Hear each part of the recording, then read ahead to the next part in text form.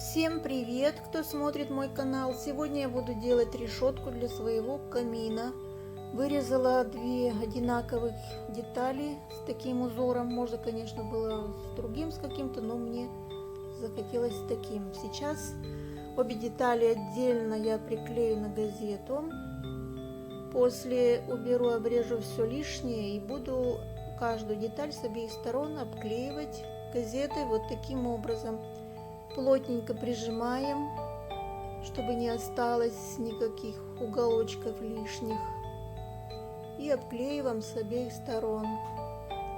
Снимать, конечно, неудобно одной рукой, поэтому я сейчас все обклею и покажу, что получилось.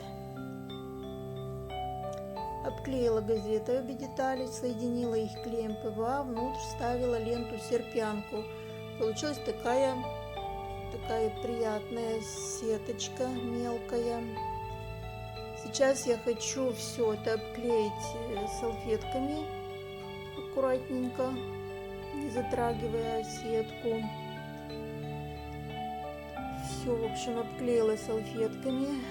Конечно, было сеткой обклеивать сложновато, можно было не вставлять ленту серпянку, было бы тоже смотрелось бы хорошо. Тогда бы было проще обклеивать сразу обе детали газетой и потом салфетками. А с лентой, конечно, пришлось сложно. Затем покрасим эту решеточку нашу акриловой краской, акриловым лаком, самым темным цвет Венге.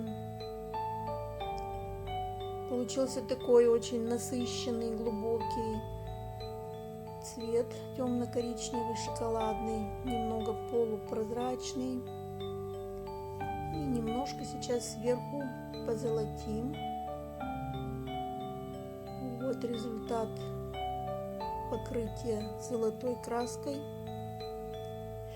Краска металлик, темное золото. Называется люксарт. Теперь посмотрим, как будет это все выглядеть в камине.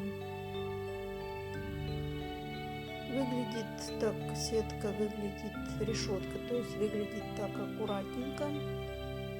Правда, она, конечно, очень ярко выглядит в светлом камине. Но решетка и должна быть черной, обгоревшей. Ну и все. Решетка готова, камин готов. Всем пока!